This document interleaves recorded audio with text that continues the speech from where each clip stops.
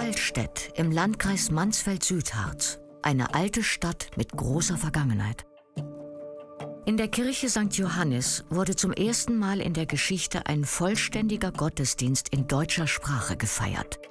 Der Prediger damals Thomas Müntzer. Im Juli 1524 predigt er auch im nahen Schloss. Vor den Herzögen von Sachsen prangert er die Willkür der weltlichen und geistlichen Obrigkeit an.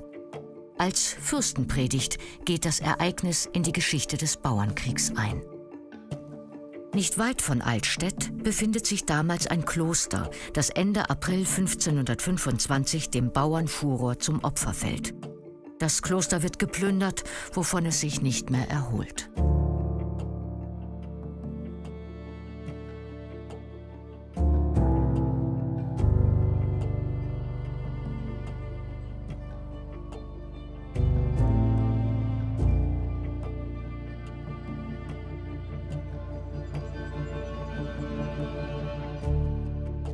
Dass sich Reste des Augustiner Chorherrenstiftes erhalten haben, belegen archäologische Untersuchungen des Landesamtes für Denkmalpflege und Archäologie Sachsen-Anhalt. Seit 2023 wird nach Spuren aus der Zeit des Bauernkrieges gesucht.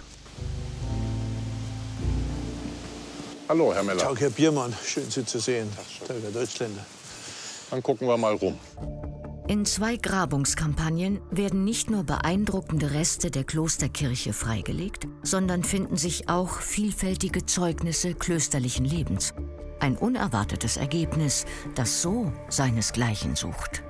Wir sind hier auf einer Grabung, wo man den Eindruck hat, man wäre gar nicht in Deutschland, eigentlich überhaupt gar nicht in Mitteleuropa. Man hat den Eindruck, man wäre in Yucatan, auf irgendeiner wunderbaren Stätte der Mayas, der Inkas oder Ähnliches. Und mitten in diesem verwunschenen Wald liegt nun ein archäologischer Schatz von außerordentlicher Qualität. Und zwar etwas, was man in Mitteleuropa ganz, ganz selten hat. Fast eine pompeianisch verschüttete Situation. Ein Kloster aus der Zeit der Bauernkriege, das praktisch so erhalten ist, dass man auf dem originalen Fußboden, auf dem ich hier stehe, dem Fußboden der Kirche, dass man auf diesem Fußboden laufen kann. Die Kirche wird bald nach der Gründung des Klosters 1118 erbaut. Aus den Schriftquellen weiß man, dass Kaltenborn wohlhabend war, großen Einfluss besaß und hohes Ansehen genoss. Wie prächtig die Anlage ausgesehen haben muss, lässt sich angesichts der steinernen Reste erahnen. Wie kommen wir darauf, hier zu graben? Wir graben hier, weil wir den Bauernkriegen auf der Spur sind. Die Bauernkriege sind archäologisch äußerst schwach belegt. Wir haben zwar zahlreiche literarische Quellen, aber auch nicht sehr viele Bildquellen. Umso wichtiger ist die Archäologie, die uns die Wucht dieses Bauernkrieges, die uns dieses tragische Ereignis der deutschen Geschichte in optimaler Weise verdeutlicht. Und ich glaube, es gibt kaum einen Platz, wo man das besser sehen kann, als hier im Kloster von Kaltenborn. Teilweise sind die Mauern in bis zu 2 Metern Höhe erhalten. Sie gehören zu einer rund 45 Meter langen, dreischiffigen Basilika, die erst im romanischen Stil errichtet und später mehrfach umgebaut wurde. Ich stehe jetzt hier im Chorbereich der Kirche des Klosters Kaltenborn, was im 12. Jahrhundert gegründet worden war, 1118 bis ins 16. Jahrhundert hier bestanden hat und dann bis auf einen Schutthaufen ganz abgetragen worden ist. Wo wir hier ganz konkret sind, ist also die Kirche, deren Ostabschluss. Wir sehen hier also rechter Hand dieses sehr qualitätvolle romanische Mauerwerk, was in die erste Hälfte des 12. Jahrhunderts datieren dürfte, mit sehr schönem Bauschmuck, den wir hier also in den Ecken der Apsis haben. Solche Säulchen mit ja so fast kugelförmigen Basen und so einem Abschluss mit Tau-Motiv, also ein ganz exquisiter Bauschmuck, den die hier vorgenommen haben. Wir stehen hier auf dem Fußboden der Kirche, wie es also im 16. Jahrhundert sich dargestellt hat. Der eigentliche Altarbereich war erhöht. Wir haben hier rechter Hand dann das leider komplett ausgebrochene Altarfundament, was sich hier befunden hat. Putz noch an den Wänden. Es gibt Hinweise darauf, dass Bemalung sich da befunden hat. Die ganze Kirche ist im Grunde von Gräbern frei. Die Gräber setzen dann massiv im Kreuzgang ein, den wir hier unfern dann auch freigelegt haben. Im Süden der Basilika schließen sich die Klausurgebäude um den Kreuzhof an. Zahlreiche Gräber werden im östlichen Kreuzgang entdeckt. Einige aus der Zeit um 1500. Wir haben jetzt hier 5 Bestattungen. Das hier ist der Kreuzgang. Und hierbei handelt es sich dann um die höheren Chorherren, die hier ganz traditionell mit den Köpfen nach Osten hin bestattet wurden. Traditionell hat man hier eher weniger Funde und Beigaben. Hier die eine Gewandschnalle, das ist so ziemlich das Einzige, was wir haben. Klausur, Kreuzgang, Konvent und Kirche bilden das Zentrum einer ummauerten Hofanlage von 140 mal 200 Metern, zu der etliche Wirtschafts- und Nebengebäude gehören.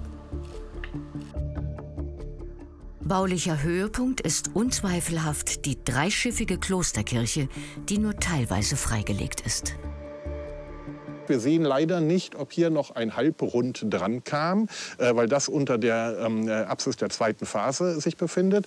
Die zweite Phase ist dann der Befund, auf dem ich hier stehe, also diese sehr schöne, qualitätvolle Seitenapsis. Hier war der ersten Phase die Außenkante an dieser Stelle und dann hat man so um ungefähr 1,20 hat man die Kirche vergrößert. Und dazu gehört auch diese Stufenanlage, die hier zu einem Fundament eines Seitenaltars gehört. Die dritte Phase ist dann wieder eigentlich eine völlige Abtragung auf ein Niveau, jetzt so einen halben Meter über dem der ersten Phase. Das hat man auch aufgeschüttet dann, das Areal. Also der Nutzungshorizont ist im Zuge dieser Phasen um einen halben Meter mindestens angestiegen und hat dann hier eben ein viel schmaleres Mauerwerk draufgesetzt, das alte als Fundament praktisch verwendet.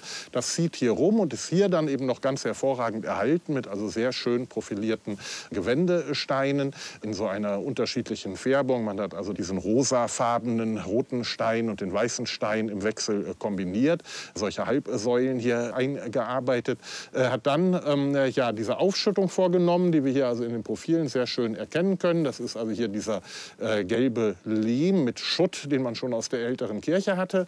Und darüber, das ist sehr interessant für das Ende und die Spätzeit dieser Kirche, ist dann in großen Mengen Brandmaterial auf den Fußboden gebrochen. Wir haben also hier massive Lagen Holzkohle. Sieht eigentlich so aus, als wenn die Kirche mit einem großen Brand ihren Abschluss findet. Die Brandspuren finden sich nicht nur in den beiden Seitenschiffen und im südlichen Querhaus der Kirche, sondern auch im Ostflügel der Klausur. Unten haben wir das Laufniveau der letzten Kirchenphase, ist also aufgeschüttet mit Lehm und Steinen. Und dann haben wir hier drüber, eben wirklich in massiven Lagen, in schwarzen Lagen, haben wir also hier runtergebrochene brennende Balken, vermutlich vom Dachstuhl, die also sich hier durch die ganze Kirche ziehen. Außen haben wir dann auch wieder Brandlagen. Also es gibt hier wirklich eben ja, doch sehr deutliche Hinweise darauf, dass der Abschluss dieses Teils der Kirche zumindest, dass das also ja, durch eine Feuerkatastrophe zerstört worden ist. Allerdings geben die genauen Ereignisse vor und nach Ostern 1525 immer noch einige ungelöste Rätsel auf. Also erstmal ist ganz interessant, dass es wenige Wochen vor der Plünderung durch die Bauern auch schon mal eine Brandstiftung gegeben hatte, die verursacht worden ist von einem Feind des Herzogs Georg von Sachsen, denn der war Schutzherr dieses Klosters. Und wenn man also mit einem Fürsten in Fehde liegt, dann gehört es dazu, dass man Bauern bedrängt und auch Klostergut anzündet, um eben seinen Forderungen Nachdruck zu verleihen. Also das war Anfang April 1525. Und am 30. April 1525 kamen die wütenden Bauern und haben den Rest des Viehs gestohlen und weggeführt und eben auch brandgelegt und alles, was nicht nied- und nagelfest war, mitgenommen. Das steht in den Quellen, in dem Bericht des Johann Siebenroth und das steht auch in dem Schreiben des Amtmanns von Sangerhausen an Herzog Georg. Also es ist gut dokumentiert, dass hier geplündert wurde und was alles zerstört wurde. Der Schaden wird also auf mehrere hundert Gulden geschätzt. Ganz allmählich ergeben historische Überlieferung und archäologische Befunde ein neues Bild der Spätzeit des Klosters Kaltenborn. Funde aus Metall, aber auch Fragmente von Ofenkacheln des 15. und frühen 16. Jahrhunderts belegen den Lebenskomfort und einen gewissen Luxus. Der Sporn ist hochinteressant. Ja, man sieht das Ritter hier an. Ne? Ja. In den Brand- und Trümmerschichten finden sich Münzen, zerschlagene Keramik, Fensterglas sowie geschmolzenes Metall. Auch Reste von Büchern wie Buchbeschläge und Buchschließen haben sich erhalten. Sie zeugen von der Zerstörung der Klosterbibliothek. Einzigartig ist das Fragment des Siegelstempels des Kaltenborner Konvents. Ja, Kaltenborn, da steht Altenborn. Eine Überraschung. Andere Wertsachen wurden von den geflohenen Stiftsherren in Sicherheit gebracht.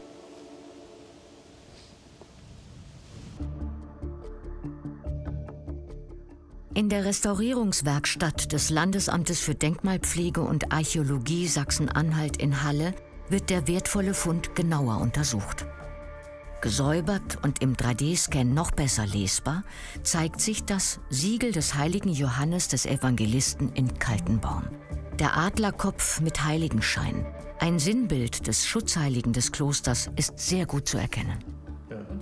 Aus dem Ostflügel der Klausur stammt metallreicher Brandschutt, darunter zahlreiche Fragmente kostbarer Bücher wie Buchbeschläge und vergoldete Zierschließen.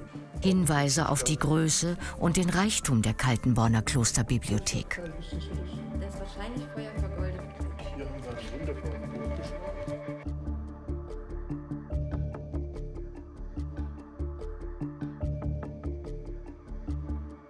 Eine vergoldete Buchschließe wollen die Experten des Landesamtes genauer unter die Lupe nehmen.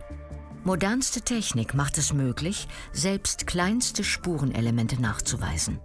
In einem Laser verdampft eine winzige Probe der Vergoldung. Die Analyse zeigt nicht nur die Zusammensetzung des Metalls, sondern auch, ob es dem Feuer ausgesetzt war. So ist es zum Beispiel eine zentrale Frage gewesen für uns, was ist mit den Büchern im Kloster Kaltenborn und den anderen Klöstern denn geschehen?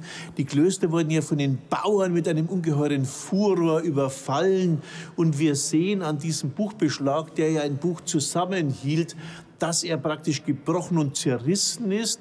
Das heißt, die Bauern haben möglicherweise, wenn man den Buchbeschlag im Schutt gefunden, die Bücher einfach zerrissen und zerstört, denn in den Büchern wurden durch die schriftkundigen Mönche auch ihre Schulden notiert und so sozusagen ihre Verpflichtungen notiert. Außerdem sind diese Bücher natürlich ein Schatz des Wissens, die die Mönche ihnen gegenüber überlegen machten, ein geheimnisvolles Wissen. Und offenbar hat sich die Wut auch gegen die Bücher gerichtet. Und da sehen wir an dieser Buchschließe etwas ganz Spannendes in der Analytik. Der Quecksilbergehalt ist relativ niedrig, auf alle Fälle niedriger als zu erwarten wäre. Und möglicherweise waren die Bücher im Feuer gelegen. Das werden wir an weiteren Analysen überprüfen. Die archäologischen Untersuchungen ergeben neue Hinweise auf das, was sich 1525 in Kaltenborn wie in vielen Klöstern rund um den Harz zugetragen hat und erlauben die Rekonstruktion der Klosterkirche. Das Gotteshaus hatte große Ähnlichkeit mit der bis heute erhaltenen Ulrichskirche im nahen Sangerhausen. Weithin sichtbar stand es am Hang vor Allstedt, bis die aufrührerischen Bauern kamen und den Klosterkomplex verwüstet haben. In Kaltenborn wird auch 2025 weitergegraben. Schon jetzt ist klar, das ehemalige Augustiner-Chorherrenstift ist ein authentischer Ort des Bauernkrieges im Mansfelder Land.